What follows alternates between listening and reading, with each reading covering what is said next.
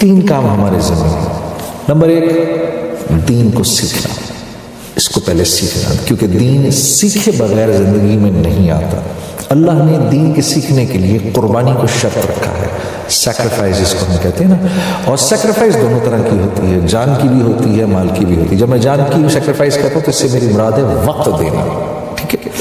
تو ہماری زندگی کے گزرتے ہوئے لمحات میں جو ہمارا وقت ہے وہ دین سیکھنے کے لیے ضروری ہے، شرط ہے، اس کے بغیر دین زندگی میں نہیں آتا۔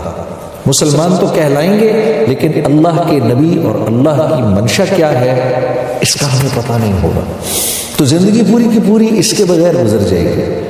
تو ایک ہے دین سیکھنا، دوسرا ہے پھر سیکھ کے اس کو پریکٹس کرنا، کیونکہ بہرحال پتہ تو ہے نماز کیسے پڑھی جاتی ہے، لیکن ایک بہت بڑا مجمع ہے جو ایمان کی کمزوری کی وجہ سے نماز پڑھ نہیں سکتا، پڑھنا چاہتا ہے پڑھ نہیں سکتا، نماز پڑھنی آتی ہے تو سیکھ تو لیا ہے، اب اس کو پریکٹس نہیں کر رہے، تو پھر اس کو پریکٹس کرنا ہے۔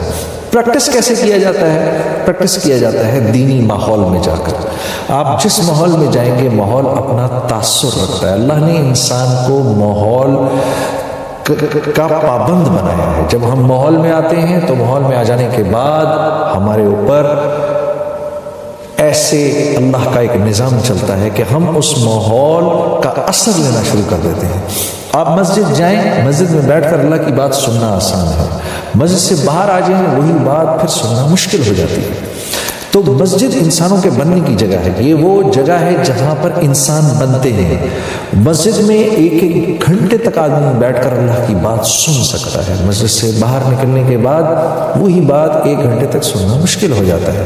اسی لیے اللہ کے نبی صلی اللہ علیہ وسلم کا ارشاد ہے، آپ نے فرمایا جس کو مسجد جاتے ہوئے دیکھو اس کے ایمان والے ہونے کی ضمانت دو، چاہے وہ کسی بھی برائی میں مبتلا کیوں نہ ہو، بڑی سے بڑی برائی میں مبتلا کیوں نہ ہو، لیکن کیونکہ یہ مسجد جانے کا عادی ہو گیا ہے، ماحول کا عادی ہو گیا ہے، اب اس کے لیے دین سیکھنا بھی آسان ہوگا، اس کے لیے دین پر چلنا بھی آسان ہوگا۔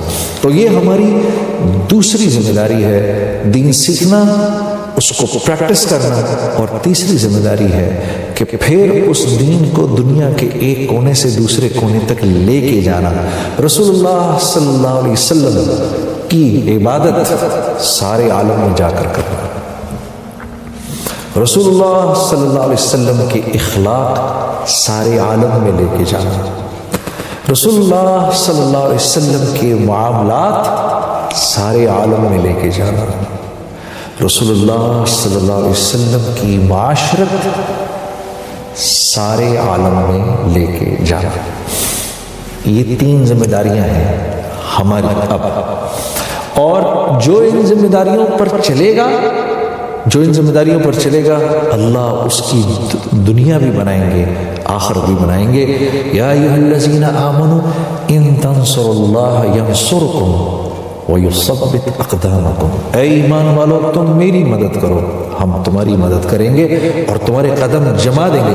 اللہ رب العزت بے نیاز ہے، صمد ذات ہے، اللہ کو ہماری مدد کی کیا ضرورت۔ اللہ کا ایمان والوں کو پیار سے سمجھانے کا ایک انداز ہے، ایسے علماء کرام ہمیں اس بات کو سمجھاتے ہیں کہ ان تنصروا اللہ ینصرکم سے مراد کیا ہے، تمہیں جو ذمہ داری دی گئی ہے تم اس ذمہ داری کو پورا کرو، پھر تمہاری دنیا ہم بنائیں گے۔ عزیز دوستو، جو ایک بات بڑی مشکل سے بڑی ریاضت کے بعد سمجھ میں آتی ہے وہ یہ کہ آدمی دنیا اپنی خود نہیں بنا سکتا، دنیا آدمی کی بنائی جاتی ہے من جانب اللہ، دنیا اللہ نے اپنے ذمہ رکھی ہے۔ اسی لیے ہم اللہ رب العزت سے دعا کرتے ہیں اللہم یسألک حیات طیبہ، اے اللہ مجھے حیات طیبہ عطا فرما، مجھے اچھی زندگی عطا فرما، کیونکہ اچھی زندگی دی جاتی ہے، اچھی زندگی خود زور لگا کے بنائی نہیں جا سکتی، اس کے لیے صحیح طریقے صحیح راستے پر چلنا پڑتا ہے۔ جو راستہ متعین کیا گیا ہے اس راستے پر چلیں گے تو وہ خوبصورت زندگی ملے گی، اگر اس راستے پر نہیں چلیں گے اور اپنی عقلیں استعمال کریں گے، مثال کے طور پہ میں نے کراچی سے حیدرآباد جانا ہے، نیشنل ہائی وے ہے، نیشنل ہائی وے پر چلتا رہوں گا تو 2 سے 2.5 گھنٹے میں پہنچ جاؤں گا. اور اگر کراچی شہر سے نکلتے ہی بجائے اس کے کہ میں نیشنل ہائی وے پہ اپنی گاڑی ڈالوں، میں نے گاڑی ڈال دی کچے میں، اور میں کہوں یار میں نے کچے پہ گاڑی چلا کر جانا ہے، تو کچے پر گاڑی چلا کر جانے میں پہنچ تو شاید کبھی نہ کبھی جاؤں حیدرآباد، لیکن گاڑی توڑوں گا، اپنی زندگی تکلیف میں ڈالوں گا، اور کتنی تکلیف میں ڈالوں گا اس کا اندازہ آپ کر سکتے ہیں. اس لیے اللہ اور اس کے رسول کے بتائے ہوئے راستے سے جب ہم لوگ دائیں بائیں ہوتے ہیں پھر ہم اپنا ہی نقصان کرنا شروع کر دیتے ہیں، اور پھر زندگی مشکل ہو جاتی ہے. حالات گھیر لیتے ہیں، حالات گھیر لیتے ہیں، وہ آ جاتے ہیں ارد گرد سے. آدمی مصیبت کو یہاں سے ہٹاتا ہے، مصیبت یہاں سے ہٹتی ہے، یوں جاتی ہے اور یوں گھوم کے آتی ہے کہ اب میں پیچھے سے آؤں گی، پھر پیچھے سے آتی ہے اور پیچھے سے آ کر پھر تکلیف دیتی ہے، پھر وہاں سے جاتی ہے، اس کو وہاں سے ہٹاتے ہیں، پھر گھوم کے آتی ہے، اب وہاں سے آؤں گی. اور جب راستے پر تو نہیں پڑتے، مصیبت کو ہٹانے کے چکروں میں پڑے رہتے ہیں، وہ مصیبت وقت کے ساتھ ساتھ بڑی ہوتی جاتی ہے، ہوتی جاتی ہے، ہوتی جاتی ہے. دین دیا ہی اس لیے دیا ہے کہ آدمی دنیا کے اندر ایک خوبصورت زندگی گزار سکے. دین دیا ہی اس لیے دیا ہے کہ مختلف زبانوں، مختلف علاقوں، مختلف سوچوں کے اور آئیڈیالوجی کے لوگوں کے ساتھ اور مختلف ملکوں کے لوگوں کے ساتھ میں مل جل کر کیسے رہوں، جن کی مختلف تہذیبیں ہیں، جن کی مختلف سوچیں ہیں، ان کے ساتھ میں مل جل کر کیسے رہ سکتا ہوں. دین اس لیے دیا گیا ہے. لوگ آپس میں اپنا حق چھوڑ کر دوسرے کو دینے والے کیسے بن جائیں، دین اس لیے دیا گیا ہے. جس معاشرے میں ہر شخص اپنا حق چھوڑنے والا ہو اور دینے والا ہو، اس معاشرے کے اندر قتل و غارت کیسے ہو سکتی ہے؟ اس معاشرے کے اندر کوئی کسی کے حق پر ڈاکہ کیسے ڈال سکتا ہے؟ ڈالے گا ہی نہیں، وہ تو معاشرہ ایسا ہوگا. اس معاشرے میں تو میرے عزیز دوستوں کوئی بیمار بھی نہیں پڑے گا. حضرت عمر رضی اللہ تعالیٰ عنہ کے دور میں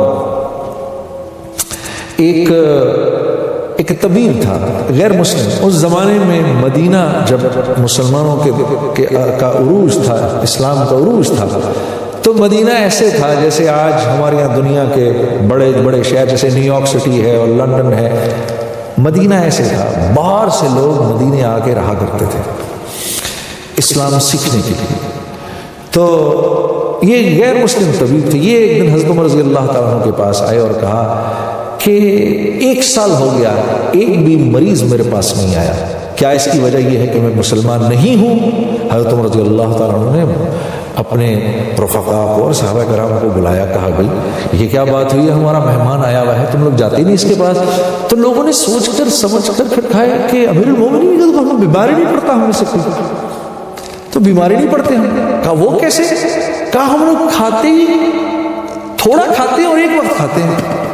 اس طبیب نے اپنا سامان پکڑا، حضرت عمر رضی اللہ تعالیٰ عنہ سے عرض کی امیر المومنین نہیں، آپ لوگ تو بیمار پڑ ہی نہیں سکتے، جو کھاتا ہے ایک وقت ہے وہ بیمار کیسے پڑ سکتا ہے؟ زیادہ تر جو آتا تھا وہ ہمسائے کو بھیج دیا کرتے تھے کہ بھائی حضرت عبداللہ بن عمر کے گھر کھانا پک رہا ہے، اور 1 دفعہ نہیں 2 دفعہ نہیں 3 دفعہ پوچھا بھائی کہ جو میرا جو یہودی ہمسایہ ہے اس کے لیے رکھ لیا ہے کھانا کہ نہیں رکھا ہے؟